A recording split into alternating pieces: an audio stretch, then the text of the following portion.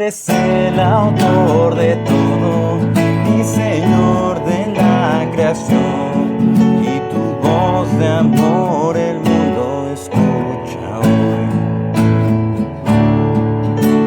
Dios les bendiga y sean bienvenidos a Logos Devocionales Tiempo con Dios. Qué gusto y qué alegría que nos puedan estar acompañando hoy miércoles 15 de enero en este estudio diario llevando por título Impactados en su verdad, estando en Juan 5 del 1 al 18. Así dice la palabra del Señor.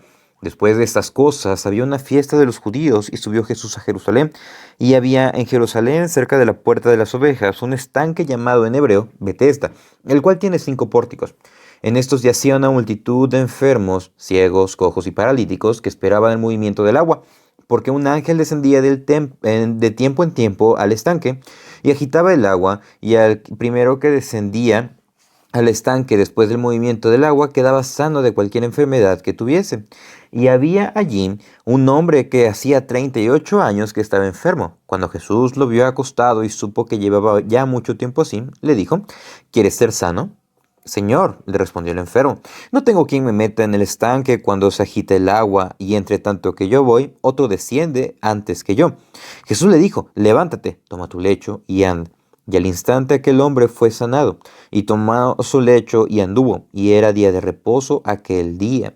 Entonces los judíos dijeron a aquel que había sido sanado: es día de reposo, no te es lícito llevar tu lecho. Él respondió: el que me sanó, él mismo me dijo: toma tu lecho y anda. Entonces le preguntaron: ¿quién es el que te dijo, toma tu lecho y anda? Y el que había sido sanado no sabía quién fuese, porque Jesús se había apartado de la gente que estaba en aquel lugar. Después le halló Jesús en el templo y le dijo: mira, has sido sanado, no peques más, para que no te venga alguna cosa peor. El hombre se fue y dio aviso a los judíos que Jesús era el que le había sanado. Y por esta causa los judíos perseguían a Jesús y procuraban matarle, porque hacía estas cosas en aquel día, en el día de reposo. Y Jesús le respondió: mi Padre hasta ahora trabaja y yo trabajo. Por eso los judíos aún más procuraban matarle, porque no solo requebrantaba el día de reposo, sino que también decía que Dios era su propio Padre, haciéndose igual a Dios. Impactados en su verdad. El día de hoy nos encontramos con este pasaje que la verdad nos trae mucha enseñanza, y vamos a contextualizar un poco antes de entrar en materia con respecto a lo que se menciona mucho, el día de reposo. Los judíos vemos que después del exilio babilónico, después de los 70 años y posteriormente la forma en cómo fueron regresando, ellos empezaron nuevamente a fallar en no entregarle su corazón a Dios, pero se levantaron generaciones que buscaban la pureza, generaciones que buscaban realmente no pecar contra Dios, no desviarse, obedecer la ley era la verdadera meta. Pero obviamente en ese proceso que vemos a lo largo de la misma historia, comenzaron a buscar el cumplimiento perfecto de la ley, y en ese cumplimiento perfecto empezaron a agregarle constantemente más y más cosas a la ley, más cosas de lo que Dios decía, y en este caso eran restricciones con respecto a el seguimiento. En este tiempo se levantaron los escribas, los fariseos, los saduceos y también los celotes, cada uno con una escuela de interpretación de la ley y cómo podía ser el verdadero seguimiento. De manera que tenemos el caso del ejemplo del día de reposo, donde se exigía que no debían de trabajar, no debían de hacer carga o llevar cargas muy pesadas. Esa era una cuestión. No debían de levantar cosas, tenían un límite de los pasos que debían de caminar, y en ese mismo proceso desviaban lo que era la intención del día de reposo. ¿Por qué? Porque era un día santificado, dedicado a Dios, en el cual, sí, descansaban, recordaban la obra y el poder de Dios, y esto mostraba también la misericordia de Dios hacia ellos. Le dedicaban ese día a buscar a Dios.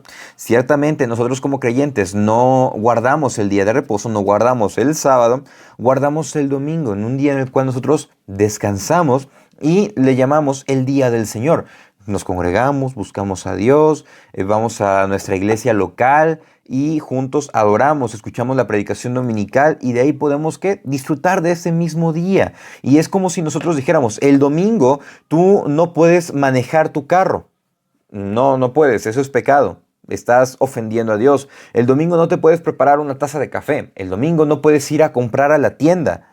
Entonces, de esa misma manera empezaban a desviar la atención y prácticamente era ya no adorar a Dios, sino cuidar lo que nosotros estábamos haciendo porque podía pecar. Y ya no era el buscar glorificar a Dios, sino era buscar no incumplir las normas. De manera que Jesús lo que hizo es llegar a impactar mediante la verdad. Y eso es lo que este capítulo muestra. Este capítulo muestra la deidad de Cristo y su respaldo por parte de Dios. Y vamos a ver 3 puntos. En el primero, impactados en su verdad. 1, que brinda misericordia. Nos presenta una narrativa, Juan. Y ciertamente muchos comentaristas mencionan que Juan fue escrito después de la destrucción o fue escrito antes de la destrucción de Jerusalén, pero independientemente de cada uno de estos, de si fue antes o después, lo que hace Juan es una narrativa muy vívida, como si se estuviese desarrollando en el mismo momento. Jesús hizo, Jesús llegó, Jesús le dijo. Como la escritura es un tiempo presente, algo que está sucediendo en este mismo momento. Algo que se pueden registrar en algunos libros de historia. Y eso es algo muy padre.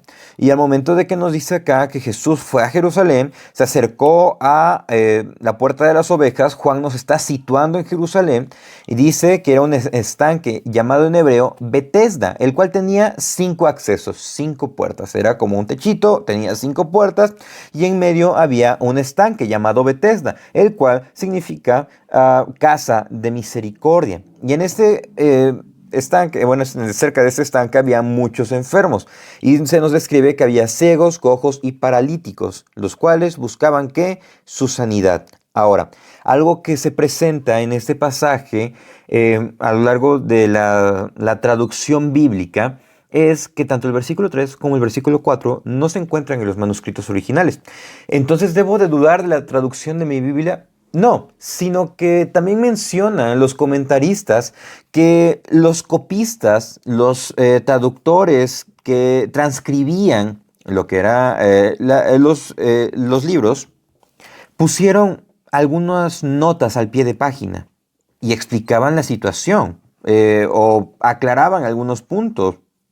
Y en ese caso la aclaración era que había una creencia popular, que un ángel descendía de tiempo en tiempo para agitar el agua y cualquier persona que llegase era sanada. Eso no lo respalda en ningún otro pasaje. No es algo que Dios hubiese designado, sino que era una superstición de las personas. ¿Desde ese tiempo existía la superstición? Sí. ¿Cuánto tiempo lleva entonces? Entonces vemos que el objetivo no es esto, sino que nos lleva a lo siguiente. Una persona que hacía 38 años que estaba enfermo y Jesús se le acercó a él y le hace una pregunta peculiar. ¿Quieres ser sano? Y obviamente Jesús en ese momento se presenta con misericordia, amor, pero este enfermo no le entendió, no captó lo que eran las palabras de Jesús. Es más, no creía y ni siquiera sabía quién era Jesús. Y responde malhumorado y le dice, Señor, no tengo quien me meta en el estanque cuando se agite el agua y entre tanto que yo voy, otro desciende antes que yo. O sea, es como si le estuviera diciendo a alguien que tiene hambre, ¿quieres comer? Prácticamente el enfermo lo estaba interpretando de esa misma manera. De manera que nosotros, ¿qué es lo que debemos de hacer? Bueno, somos impactados ciertamente, la verdad, del Evangelio, que quita nuestros prejuicios, que direcciona nuestro camino, pero nos impacta a tal grado que cuando nosotros no lo sabemos, nos está entregando un regalo de misericordia, nos está entregando un regalo de perdón, nos está entregando un regalo de restauración, pero ¿qué debemos de hacer? Negarnos a nosotros mismos y entender que lo que Dios nos está dando es más valioso de lo que nosotros podemos imaginar y comprender. Porque a pesar de que esta persona no creía, Jesús le dio lo que más esperaba, pero se lo dio con toda la autoridad. Al momento de que le dijo, levántate, versículo 8, levántate, toma tu lecho y anda. Y dice que al instante aquel hombre fue sanado, tomó su lecho y anduvo, pero nos hace la especificación, era día de reposo. Y esto se asocia a lo que veíamos al inicio. Porque las personas no podían cargar más cosas.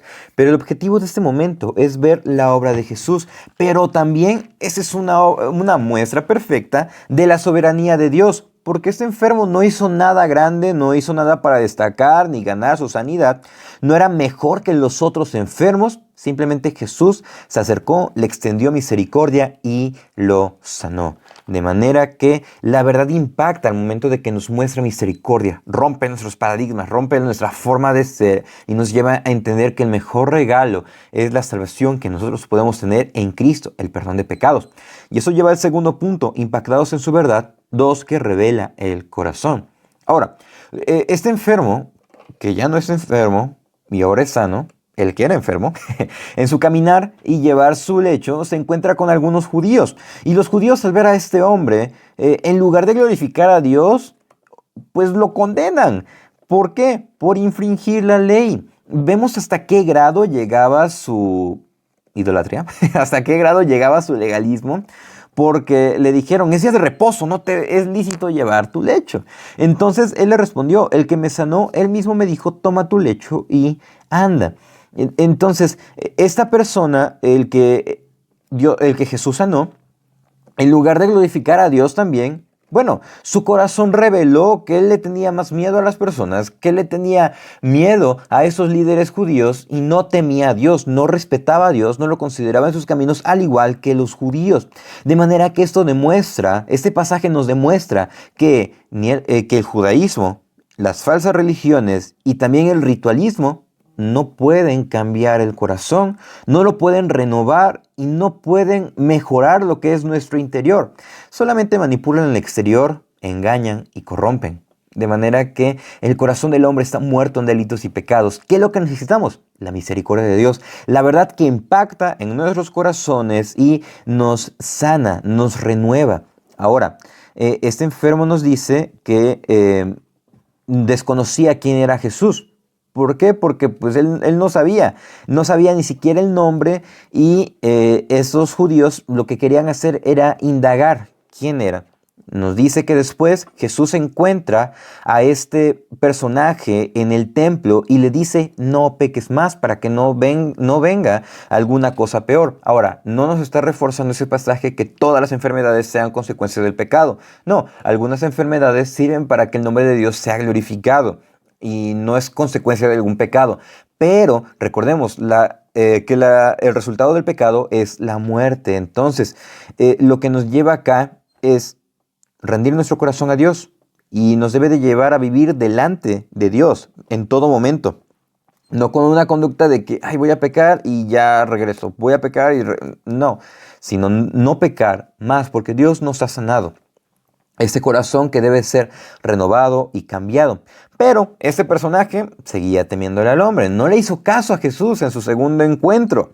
Entonces, ¿qué es lo que nos muestra acá? Una falta de fe, una falta de confianza, una falta de entendimiento. Y la misma Biblia nos quiere llevar a que nosotros podamos entender, nos lleva a crecer en nuestra fe y a disipar nuestras dudas. ¿Qué fue lo que hizo este hombre? Fue buscar, dio aviso que era Jesús quien lo había sanado. De manera que nosotros debemos de tener en cuenta nuestros actos que muestran hacia el Evangelio. ¿Cuál es la respuesta que tiene? ¿Está impactando realmente la verdad en nosotros o no lo está haciendo? Y eso lleva al último punto, impactados en su verdad, 3, que muestra a Jesús.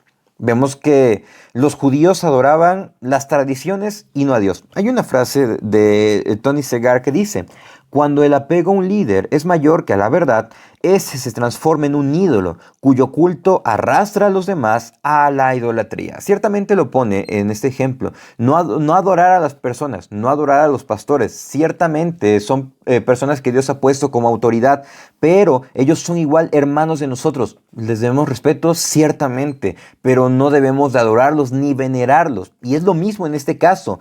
Los judíos habían idolatrado más las tradiciones, más lo que ellos a través de los años le agregaron a la ley, y no estaban adorando a Dios, y ellos habían caído en una idolatría. Habían arrastrado al pueblo y no entendían el mensaje de Dios, que era la salvación, el arrepentimiento y regresar su corazón a Dios. La verdad no estaba impactando, es más, la verdad nos estaba confrontando y ellos estaban haciendo caso omiso. De manera que lo que hace la verdad, el impactar en cada uno de nosotros, nos muestra a Jesús y su soberanía, nos muestra su poder, y luego hace ruido metido en nosotros, que realmente queremos evitar, pero es algo que no podemos hacerlo. Es más, los judíos buscaban, perseguían a Jesús porque querían matarlo, querían deshacerse de él. Por más que nosotros queramos deshacernos del Evangelio, por más que nosotros queramos hacer oídos sordos, Dios se va a presentar a cada uno de nosotros. Y nos dice el verso 17, Jesús le respondió, mi Padre a esta hora trabaja y yo trabajo. De manera que recordemos que el sábado era un ejemplo divino a los hombres del descanso. Y Jesús lo que hace es demostrar acá que nada detiene la obra de Dios. Demostrar el legalismo que moraba en los judíos, el mal enfoque y la idolatría que ellos tenían en su corazón y a su vez el respaldo que Jesús tiene de Dios, pues Jesús es Dios. De manera que lo que nosotros estamos viendo acá es que somos invitados y también somos impactados a través de la verdad que mora en el Evangelio. ¿Para qué? Para que podamos ser receptores de esa misericordia que únicamente proviene de Dios. Esa misericordia que muestra lo que hay en nuestros corazones y también nos lleva al arrepentimiento, nos lleva a examinarnos, nos lleva a entender, Señor, ayúdame a glorificarte, Señor, ayúdame a conocerte, Señor, ayúdame y me arrepiento de toda esta forma de vivir. De manera que también nos muestra a Jesús su soberanía, que Él es la verdad, que Él es el único camino de salvación y que su verdad impacta no solamente de manera intelectual, sino que nos impacta en cada una de las áreas de nuestra vida, que lo podamos compartir a otros. Muchísimas gracias por acompañarnos en el devocional día de hoy. Reciban un afectuoso saludo y si Dios nos presta vida, el día de mañana continuaremos el estudio devocional. Eres el autor de todo.